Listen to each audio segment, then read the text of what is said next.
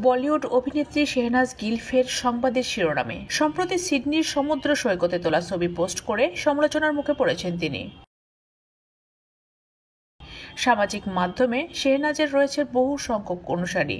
তাদেরকে চমকে দিতে ভিন্ন অবতারে নিজেকে ধরা দিয়েছিলেন শেহনাজ।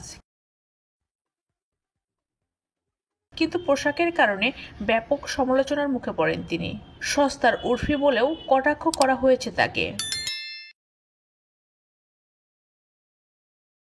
শেহনাজ গিল বর্তমানে সিডনিতে রয়েছেন। সেখানকার সমুদ্র সৈকত থেকে ইনস্টাগ্রামে বেশ কয়েকটি ছবি ভাগাভাগি করে নেন তিনি।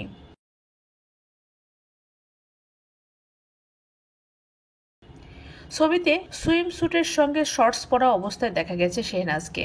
তবে তার শর্টসের চেইন খোলা থাকায় নানা কটাক্ষের শিকার হয়েছেন তিনি।